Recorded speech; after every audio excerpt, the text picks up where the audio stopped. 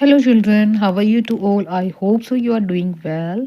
Today in this class it is a very important for class 6 chapter number 6 and आज हम जो पढ़ने जा रहे हैं वो चैप्टर नंबर 6 का अभ्यास कर रहे हैं जो आप सभी ने अगर नहीं पढ़ा है तो पढ़ लीजिए और हेल्प मिलेगा आने वाले एग्ज़ाम के पॉइंट ऑफ व्यू से। ठीक है, इसमें मैंने इससे पहले के 5 चैप्टर के अभ्यास कार्य प्लस चैप्टर को पढ़ा दिया है। आपको मैं यहाँ पे प्लेलिस्ट बना दूंगी, आप देख सकते हैं चैप्टर वाइज। ठीक है, स्टार्ट करते हैं। ये चैप्टर हमने पढ़ लिया है। इसमें राम प्रसाद बिस्मल ने बड़े ही बहुत ही अच्छे तरीके से इस चैप्टर को समझाने की कोशिश करी है। आज हम इसका अभ्यास कार्य करेंगे। अभ्यास ये आपकी समझ से, अगर आपने चैप्टर पढ़ लिया है तो आप आसानी से क्वेश्चन आंसर के जवाब दे सकते हैं। मेरी करने जा रही हैं वो मेरी पार्ट लेसन 6 मल्हार का चैप्टर नंबर 6 उसके अभ्यास कार्य करेंगे। मेरी माँ आपने कहा, आई होप सो आपने पढ़ा भी होगा, अगर नहीं पढ़ा तो ज़रूरी पढ़ लीजिएगा। सबसे पहले यहाँ पे लखमीर सिंह ने मेरी समझ दिया है पाठ जो हम समझेंगे। इसमें सबसे पहले दिए गए नीचे दिए गए प्रश्नों का सटीक उत्तर कौन सा है, स्टार पे लगाना है। क्या था प्रश्न पहला, किंतु यह इच्छा पूर्ण नहीं होती हुई दिखाई देती। बिस्मल को अपनी किस इच्छा के पूर्ण ना होने की आशंका थी। ऑब्वियसली आपने जब पढ़ा था तो ये आत्मकथा का अंश था। अंश में उन्होंने जो जेल में थे उन्होंने यह लिखा था, तो उन्होंने अपने बीते हुए समय के बारे में लिख के बताया गया है कि उनके साथ कैसे किस तरीके से उन्होंने अपना जीवन बसर किया। दूसरा इंपॉर्टेंट पॉइंट था कि वो अपनी माँ से बहुत प्यार करते थे, उनकी माँ ने हर जगह उनका साथ दिया था। तो यहाँ पे सबसे पहला पॉइंट दे रखा है, भारत माता के साथ रहने की, अपनी प्रतिज्ञा पर दृढ़ रहने की, अपनी माँ की जीवन पर्यंत सेवा करने की। उनको इस आकांक्षा थी क्योंकि वो जेल में चले गए, तो वो सेना में यानी कि देश के लिए अपने आप को न्यौछावर करने के लिए इस चक्कर में उन्होंने अपनी माँ की जीवन पर्यंत सेवा करने की उनको आशंका थी। तो यही आंसर होगा। भोग विलास और ऐश्वर्य का तो उन्हें शौक ही नहीं था, क्योंकि जो देश के प्रति अपने आप को न्यौछावर करते तो उन चीज़ों के लिए ये मायने नहीं रखता। तो इसका राइट आंसर यही है। प्रश्न नंबर 2 दे रखा है, राम प्रसाद बिस्मिल की माँ का सबसे बड़ा आदेश क्या था। देश की सेवा करना तो था ही, लेकिन आदेश मतलब होता है कि हम किसी को इंस्ट्रक्शन दे रहे हैं कि ये चीज़ नहीं होनी चाहिए। कभी भी किसी के प्राण ना लेना, कभी किसी के साथ छलना करना या सदा सच बोलना। तो इसका राइट आंसर जो होगा, उसका सबसे बड़ा जो उसकी माँ चाहती थी वो चाहती थी कि कभी किसी के प्राण ना लेना। तो ये राइट आंसर होगा। अगला चलते हैं। सभी उत्तर के प्रश्न आप चर्चा कीजिए और ये स्वयं विद्यार्थी के लिए है, तो ये आप खुद कर सकते हैं। अगला है पाठ्य पुस्तक से ही है। पंक्तियां पर चर्चा कीजिए। पाठ में चुनकर कुछ पंक्तियां दी गई है, इन्हें पढ़कर समझिए और इन पर विचार कीजिए कि आपको इनके क्या अर्थ समझ में आया। कक्षा में अपने विचार साझा कीजिए और लिखिए। यदि मुझे तो ऐसी माता ना मिलती तो मैं भी अति साधारण मनुष्य की भांति संसार चक्र में फंसकर जीवन विवाह करता। वो कहने का अभिप्राय यह है कि किस प्रकार अगर उनकी माँ उन्हें सपोर्ट नहीं करती, किसी प्रकार का साथ नहीं देती, तो आज वह देशभक्त नहीं बनते, क्योंकि वो भी एक इस संसार की, इस जो संसारिक जीवन है उसी के चक्कर में इर्द गिर्द घूमते रहते। अब उसके पाता है बिस्मल की माँ के पति। इसका उत्तर देख लेते हैं। बिस्मिल की जो माँ के पति, उसका क्या था, अटूट श्रद्धा थी। बिस्मिल को क्रांतिकारी जीवन की प्रेरणा देना और सहयोग देना अपनी माँ से ही प्राप्त हुआ था, क्योंकि वो भी ऐसी ही थी अपने समय में। बिस्मिल ने स्वयं को देश की स्वतंत्रता के लिए पूर्णतः समर्पित कर दिया था। तो यही पॉइंट मैं आपको समझा रही हूँ प्रैक्टिकली। अगला प्रश्न है, ख उनके इस आदेश की पूर्ति करने के लिए मुझे जजबूरन एक बार अपनी प्रतिज्ञा भंग भी करनी पड़ी थी। कहने का अभिप्राय यह है कि जब उसने अपने बेटे को आदेश दिया था कि किसी की प्राण नहीं लोगे, तो कई बार ऐसी प्रतिज्ञा हमें भंग भी करनी पड़ती है कि सामने वाला उन पर हावी ना हो जाए, इस कारण से। तो उन्होंने कहा था कि जब माता जी ने सबसे पहले बिस्मिल को आदेश दिया था कभी किसी की प्राण हानि ना होना, माता ने इस शिक्षा दी थी कि शत्रु को भी प्राण ना मिले, मतलब उनको भी प्राण दंड ना दे।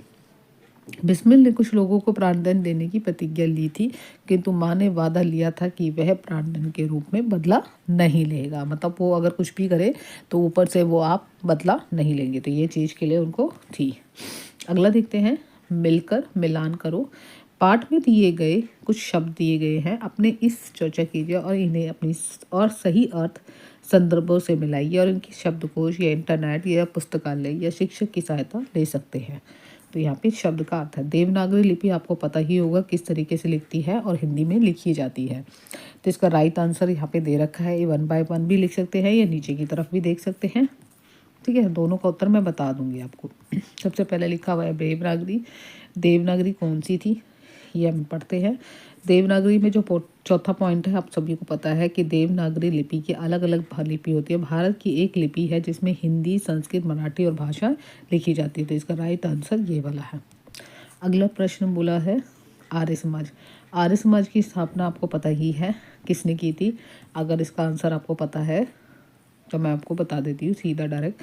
महर्षि दयानंद सरस्वती द्वारा स्थापित एक संस्था थी, उनके द्वारा दिया है आर्य समाज की स्थापना की गई थी। सेकंड थर्ड है मेजनी। मेजनी एक इटली की गुप्त राष्ट्रवाद दल का सेनापति था जो इटली का मसीहा था, जिन्हें लोगों को एक सूत्र में इकट्ठा करने के लिए बांधा गया था। श्री गोविंद सिंह तो आपको पता ही है। श्री गोविंद सिंह 10वें गुरु माने जाते हैं, अंतिम गुरु माने जाते थे। उन्होंने खालसा पंथ की स्थापना की थी। आई होप सो ये सोच विचार के लिए अगला प्रश्न है। पाठ को एक बार फिर से पढ़िए और दिए गए प्रश्न के उत्तर का पता लगा के अपने लेखन पुस्तिका में लिखिए। पाठ्य पुस्तक फर्स्ट। बिस्मिल की माता जी जब ब्याह करके आई तो उसकी आयु काफ़ी कम थी, फिर भी उन्होंने स्वयं को अपने परिवार के अनुकूल कैसे ढाला। वेरी इंपॉर्टेंट, अच्छा क्वेश्चन है। सेकंड, उन्होंने अपनी इच्छा शक्ति के बल पर स्वयं को कैसे शिक्षित किया। ये आपको इस पार्ट में पढ़ना पड़ेगा और आपको पता भी है कि उन्होंने किस तरीके से 11 वर्ष की उम्र में, बिस्मिल की जो माँ थी 11 वर्ष की उम्र में उनका विवाह हुआ था, बहुत ही कम ससुराल में आई थी। उन्होंने अपने लगन से गृह कार्य बहुत ईजिली सीख लिया था, अपने परिवार में घुलना मिलना सीख लिया था। परिवार के कामकाज को कुशलतापूर्वक यानी कि बड़ी ईजिली, बड़ी सरलता से करने लगी थी। बिस्मिल के जन्म के 5 या 7 वर्ष बाद उसकी हिंदी पढ़ना उन्होंने बहुत ही, क्योंकि उनका इंटरेस्ट था। और एक तरीके से जब एक माँ के अंदर आपके जज्बा होता है किसी सीखने के लिए, तो बेटे में अपने आप ही उस चीज़ को ले आ जाता है। आगे चलकर बिस्मिल और उनकी बहनों को भी पढ़ाना शुरू कर दिया था। ठीक है, इसका आंसर है। अगला प्रश्न है कि उन्होंने अपनी इच्छा शक्ति के बल पर स्वयं को कैसे शिक्षित किया। माता जी इच्छा शक्ति बहुत ही मजबूत थी, दृढ़ थी। विवाह के कुछ वर्षों के बाद उन्होंने घर पर ही शिक्षित सहेलियों के संपर्क में देवनागरी लिपि की किताबें पढ़ना, जो हिंदी में होती है, मराठी में होती है, संस्कृत में होती है। माताजी अत्यंत ही परिश्रमी थी। ठीक है, गृह कार्य कर चुकने के बाद जो भी समय मिलता था उसमें वह पढ़ाई लिखाई करती थी। इस प्रकार माताजी ने प्रबल इच्छा शक्ति का उदाहरण देकर प्रस्तुत किया है। अगला प्रश्न है पाठ्य पुस्तक प्रश्न नंबर 2। बिस्मिल को साहसी बनाने में उनकी माताजी कैसे सहयोग दिया। बिस्मिल के व्यक्तित्व निर्माण में उनकी माताजी महत्वपूर्ण भूमिका निभाई। उन्होंने जीवन के हर कदम पर अपने सुपुत्र बिस्मिल को प्रोत्साहित किया। प्रोत्साहित मतलब मोटिवेट किया, प्रेरित किया। छोटी ही उम्र में अपनी माताजी से प्रेरणा लेकर बिस्मिल साहस, वीरता और देश सेवा के पथ पर चले। जन्मभूमि को न्यौछावर होने पर पुत्र पर उन्हें कोई गर्व, मतलब वो अपने आप को, अगर मृत्यु को भी प्राप्त हो जाएगा तो भी उन्हें अपने अपने पुत्र पर पूरा ही गर्व था। होने पर भी उन्हें गर्व था। संकटों में भी उन्होंने अपने पुत्र का अधीर, अधीर मतलब होता है कि उनकी जो मजबूती थी वो छूटने नहीं दी। उनकी कमी, उनकी क्षमता जैसे माने होती है कि एग्जाम्पल के तौर पे कि किसी भी मुसीबत में आए लेकिन उन्होंने उसकी हिम्मत बांधे रखी, अधीर भी होने नहीं दिया, उन्हें बिखरने भी नहीं दिया। अगला प्रश्न है नंबर 3। आज के कई दशक पहले बिस्मिल की माँ शिक्षा के महत्व को समझती थी, बताइए कैसे। इसका आंसर देखते हैं। बालक बिस्मिल में प्रेम, साहस, दृढ़ता के भाव और उनकी माँ ने भरे थे। उनकी माँ में जो भाव भरे थे वही उसके बेटे में आए थे। कम उम्र में विवाह हो जाने के बाद उसकी माँ ने अपनी इच्छा शक्ति के बल पर स्वयं को शिक्षित करती रही। कुछ वर्षों के बाद उन्होंने बिस्मिल और उनकी छोटी बहनों को भी पढ़ाया लिखाया। अपनी शिक्षा और वाणी से बिस्मिल के जीवन मूल्यों में सुधार किया, क्योंकि वो इतनी मतलब शिक्षित होना चाहती है, साथ ही अपनी जिस जीवन धारा में वो गुजर रही थी उसी धारा में वो अपने आप को चेंजेस लाना चाहती है।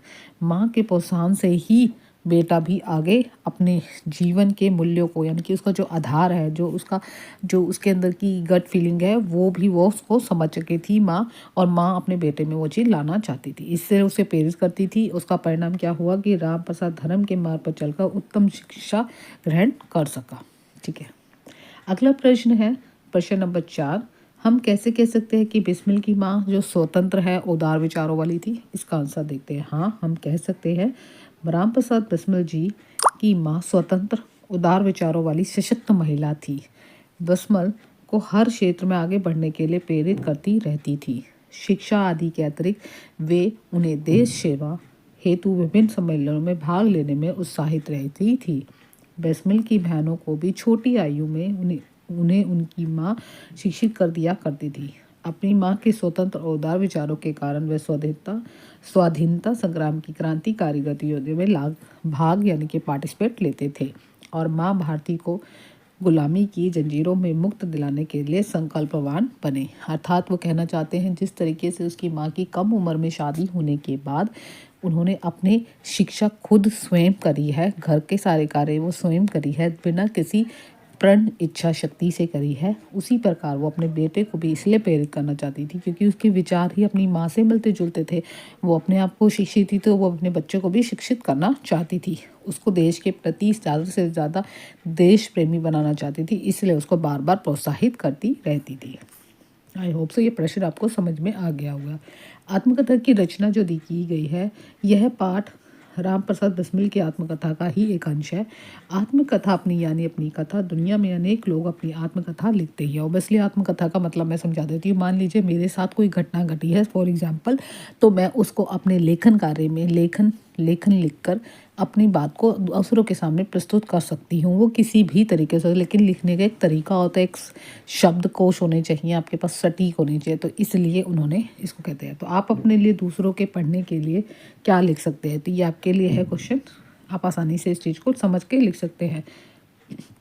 अब पाठ्य पुस्तक का अगला प्रश्न है, इस पाठ को एक बार फिर से पढ़िए और अपने समूह में मिलकर एक पाठ की ऐसी पंक्ति सुनिए जिसे पता लगाए कि लेखन अपने बारे में कैसे कह रहा है। अपने समूह की चर्चा सूची को कक्षा में सबके साथ साझा करिए, मतलब बातचीत करिए। उत्तर है अध्यापक की सहायता से जो अध्यापक गण है या विद्यार्थी गण है इस गतिविधियों को पूर्ण करेंगे खुद। शब्द प्रयोग तरह तरह के हो सकते हैं।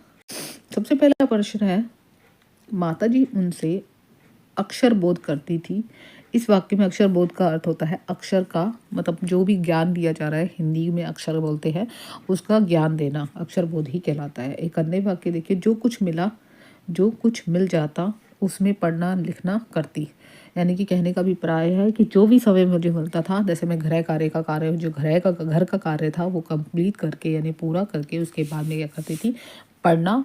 और ये हाइफन होता है, ये द्विगु समास होता है, इसमें अगर हम पढ़ेंगे द्वंद्व समास होता है, इसके बीच में क्या होता है, हाइफन लगा होता है। हाइफन का मतलब होता है पढ़ना और लिखना। तो ये व्याकरण की दृष्टि से आपसे क्वेश्चन पूछा गया है। अगला प्रश्न है, हम लेखन में शब्दों को मिलाकर छोटा बना देते हैं। समय जैसे शाही, कागज आदि की बचत होती है। संश्लेषण क्या होता है, छोटा, मानव का स्वभाव ही है। इस पाठ में ऐसे शब्द चुनिए जो आप खोज सकते हैं। ठीक है, हम चुनते हैं जैसे गाठ, फटकार कर, काम काज, उठना बैठना, आदर, अंदर बाहर, देश सेवा, पालन पोषण, ये सारे ही शब्द हमारे छोटे हैं। आगे पाठ में कह रहे हैं, आपकी बात। राम प्रसाद बिस्मिल के मित्रों के नाम खोजिए। स्वतंत्रता आंदोलन में उनकी भागीदारी पर कक्षा में चर्चा कीजिए। ये आपके लिए स्वयं के लिए है कि आप में कौन कौन से नाम उनके थे। आगे तक है ख प्रश्न, नीचे दिए गए बिंदुओं के आधार पर बताइए। माँ अपने अभिभावक से बातचीत कीजिए और मतलब माँ या अपनी अभिभावक जो भी आपके पेरेंट्स के साथ रहते हैं या दादा दादी हो गए, उनसे गहराई से जानिए कि उनकी प्रिय रंग, भोज्य पदार्थ, गीत, बचपन की यादें, स्थान आदि कौन कौन से थे। तो आपका जन्म कहाँ हुआ और आप प्रिय पुस्तक का नाम लिख के बता सकते हैं। ये इंटरनेट की खोज भी कर सकते हैं, ये आप खुद भी कर सकते हो, बहुत ही इजीली है, किसी की बड़े की हेल्प ले सकते हो। पुस्तकालय और इंटरनेट से प्रश्न है, आप पुस्तकालय से राम प्रसाद बिस्मिल की आत्मकथा खोजकर पढ़िए। देशभक्तों से संबंधित अन्य पुस्तक पढ़िए, पत्र पढ़िए, आत्मकथा होती क्या है, जीवनी क्या होती है पढ़िए और अपने आप मित्र को सजाए। तो ये पत्र एक तरीके से आप डेली किसी भी कंप्लेन के लिए लिखते हैं। एक पत्र आपको खुद के द्वारा लिखा गया कि आपकी जानकारी दे दी है कि मेरे साथ, मैं जेल में था, मैं इस तरीके से मेरे साथ बीता, मेरा मित्र, इस तरीके से भी लिख सकते हैं। आत्मकथा के बारे में बता दिए। जीवनी भी इस तरीके से मिलती जुलती होती है, जिसमें आपके जीवन की कोई भी एक छोटी घटना जो आपके जीवन में सबसे अच्छा अनुभव भी हो सकता है, सबसे बुरा भी हो सकता है, वो आप पे डिपेंड करता है कि लिखने कैसा है। ठीक है, अगला है शब्दों की बात। आप अपनी माँ को कहकर संबोधित करते हैं और अन्य भाषाओं में माँ के लिए उपयुक्त संबोधन और माँ के लिए शब्द ढूंढिए। इसमें से क्या समानता दिखती है? हाँ तो क्या, ये भी खुद कर सकते हैं। आज की पहली दी गई पहेलियों में 12 विशेषण दिए गए, इसे छांटकर रेखांकित करके दीजिए। ये प्रश्न भी खुद के लिए है। पाठ्य पुस्तक झरोखे से, अब ये पाठ्य पुस्तक की लाइन दे दी बिस्मिल की लिखी हुई, हे मातृभूमि हे मातृभूमि तेरी जय हो, सदा विजय हो, प्रत्येक भक्त तेरा सुख शांति क्रांतिमय हो, अज्ञान के निशा में दुख भरी दिशा में संसार के हृदय में तेरी प्रभा उदार हो, तेरा प्रकोप सारे जग का महाप्रलय हो, तेरी प्रसन्नता ही आनंद का विषय हो, वह भक्ति दे कि बिस्मिल सुख में हो तुझे ना भूले, वह शक्ति दे कि दुख में काया ना यह हृदय हो। राम प्रसाद बिस्मिल द्वारा लिखी हुई कविता है, बहुत ही सुंदर लिखी हुई कविता है। उसके बाद खोजबीन कीजिए और माँ से संबंधित 5 रचनाएं पुस्तकालय यानी लाइब्रेरी में चुन कर लिखिए और अपनी पुस्तिका बनाइए। ये मैडम से है। ये गतिविधियाँ छात्र और छात्र मिलकर शिक्षण द्वारा प्रयुक्त कर सकेंगे। आई होप सो ये चैप्टर आपको समझ में आ गया। बहुत ही इजीली, बहुत ही सिंपल सोबर क्वेश्चन आंसर दे रखे हैं। इसको आप समझिए और अपने अगर करना चाहते हैं तो अपनी बुक्स में जो भी आपकी नोटबुक है उसमें कीजिए। इसके अलावा जो भी चैप्टर इससे पहले के वो कंप्लीट कर लिए हैं, अब इसके आगे के चैप्टर करेंगे। आई होप सो अगर ये वीडियो आपको अच्छी लगी तो लाइक शेयर और सब्सक्राइब करना ना भूलिए, ताकि आपको नोटिफिकेशन तभी मिल पाएगा जब आप लाइक शेयर और सब्सक्राइब तो स्पेशली करेंगे। तो है hit the like icon. I you are doing well and thank you so much. Have a nice day. मिलते हैं, बाय, टेक केयर।